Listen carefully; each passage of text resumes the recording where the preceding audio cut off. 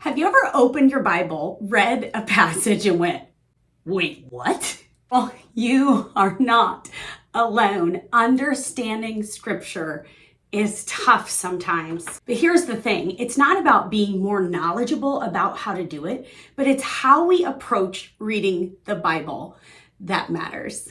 And this is going to be completely opposite of anything you've ever heard before. Because what you hear before was read the Bible, read the Bible, read the Bible, and then eventually you can learn how to study the Bible. Well, I'm going to switch the script on you and tell you to study the Bible before you read the Bible. And here's the good news. Once you figure it out, it will change everything. Hello, beautiful. I am Nicki Drake, founder of Crazy Simple Truth Ministries, and I am so glad you are here with me today. When I was in 6th grade, I was a new girl in the school, and so I didn't know anyone, and I got called on to read aloud, and I was pretty shy, pretty quiet, didn't really like to be called on like that, but I started reading, and I did really well. I kept reading and reading and reading, and all of a sudden I heard the kids laughing, and I'm like, why are they laughing at me? And so I just kept reading and reading. And finally the teacher says, okay, Nicki, you can stop when the paragraph stops, and then I'll have someone else read the new paragraph. Well, here's the thing, and this is no joke. I had no idea where the paragraph started and stopped. Somehow I missed that lesson at my other school.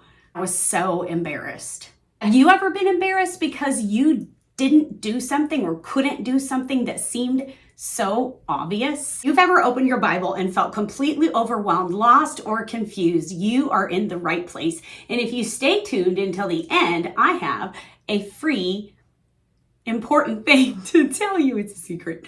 I don't like secrets. It's a surprise. It's a surprise. And I'm going to tell you if you stay tuned till the end. So first of all, you need to know that the Bible is not like any other book.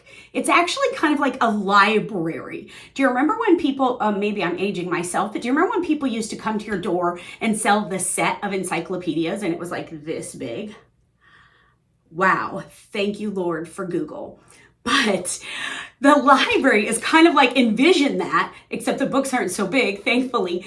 It's 66 books in one big story. 66. There's different authors, different genres, meaning the type of writing, different settings, different cultural things going on. There is a period of 1,500 years from the beginning of the writing to the end of the writing. The Bible is a lot. No wonder it feels confusing if no one has ever shown you how to read it. And yes, there is a right way to approach the Bible. To always pray. Ask the Holy Spirit to open your eyes and reveal to you what it is that He wants to show you today. Let's talk about what literary genre means. The Bible, seriously, is a book of genius literature. These men, ordinary men that God used, were led by the Holy Spirit, and they wrote the most beautiful, well put together words. The Gospels are like a biography, so they are like the story of Jesus. The Psalms, the Proverbs, Ecclesiastes, those are all writings or poetry. Then you've got the law and the letters. You've got the prophets. You've got so much going on in the Bible. It's like reading the entire library of different kind of genres, which I have a story to tell about that, which is kind of funny. When I was younger, I watched, I don't even want to say the name of it because I'm so kind of embarrassed, but it was before I was a Christian. And if you've seen it, you'll know. And he says, nobody puts baby in the corner.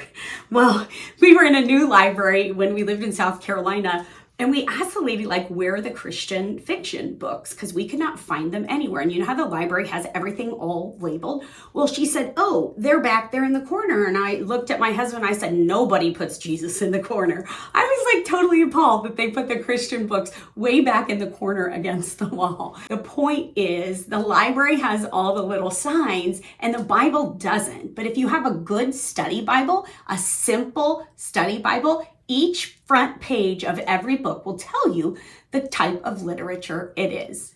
Start with one book, but don't start at the beginning. You could, but I don't suggest that. I suggest that if you are new to Bible reading, that you start in the New Testament, which is when Christ came onto the scene. If you don't understand the book background, it's going to be very hard to read the book and understand it. So you want to know who the author is, who the audience is, who are they writing it to? Why are they writing it? What is the cultural things going on in that time? What is the political things and the family issues? And you need to know all of the things.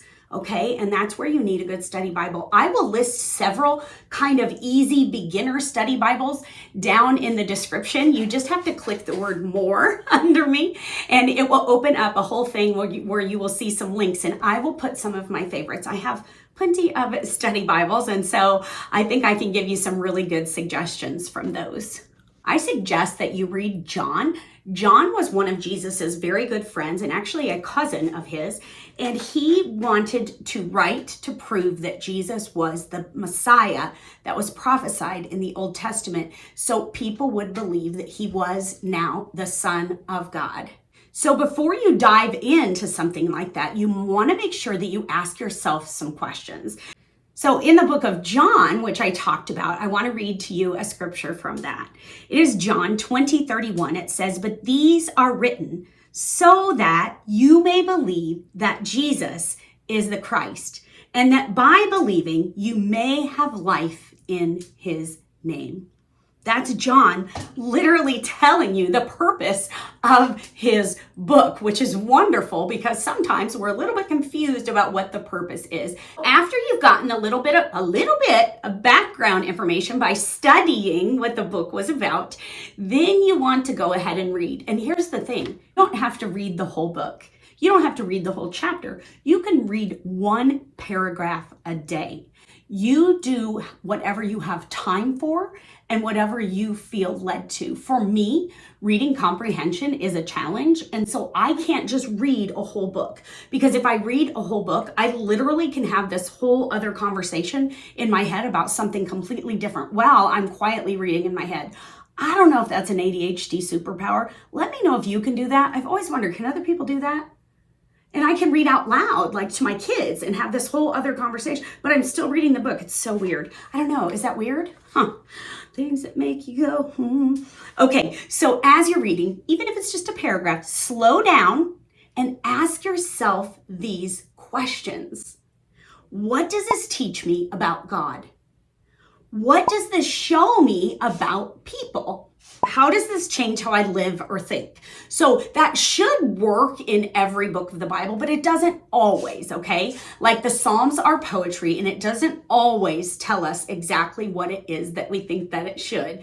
But look for God, look at how the people are obeying or disobeying God, and then what does that tell you about your life? Now, obviously, you're not in the same circumstance, but you are human nature. You have a human nature, sinful nature. And so we can learn from those people because they had the same emotions that we have. They had the same sin struggles that we have. Ours are in a different way because obviously they didn't have internet and a phone in their pocket and all of the things, but we can relate to them in some way. So see, you're studying the Bible. As you read the Bible, you're studying it first to get background information, then you're reading just a little bit, and then you're studying. You're asking yourself the questions so that you can learn how to live the Bible out.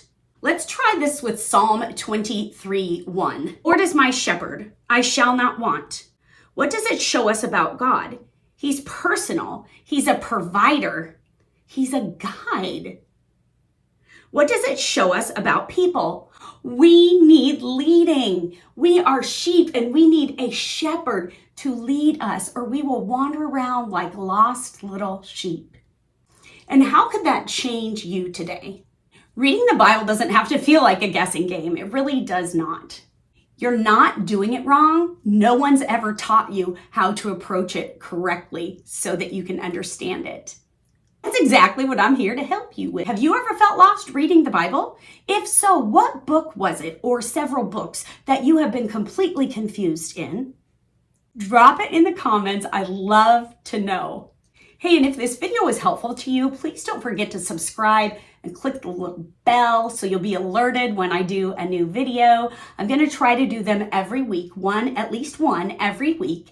And so I'd love for you to be able to tune into these and learn a lot about the Bible. Now, I have tons of Bible study tips and things like that. And so you'll see that these videos going forward are going to be different. They're not going to be the same thing that I have done over and over. And so this is a new concept to me. Studying the Bible before reading the Bible, I realized, wait, that's what I do. So it's kind of cool. Hey, you know how to study the Bible.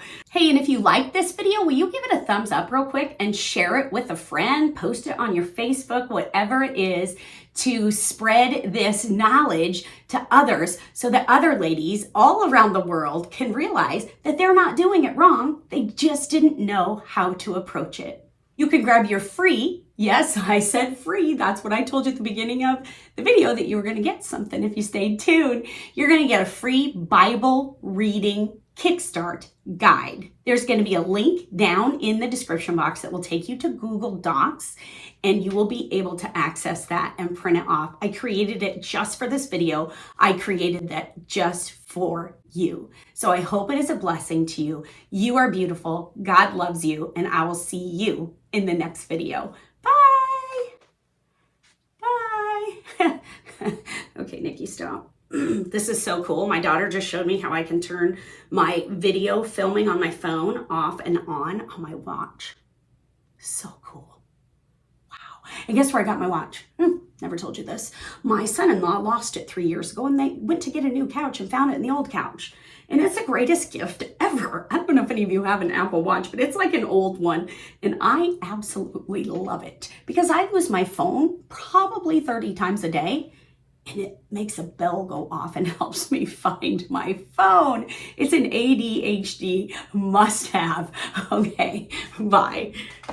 My cat is outside my door sneezing. Savannah, go away. I'm probably not going to edit this either. That's hilarious. I think she's allergic to herself. Anyway, as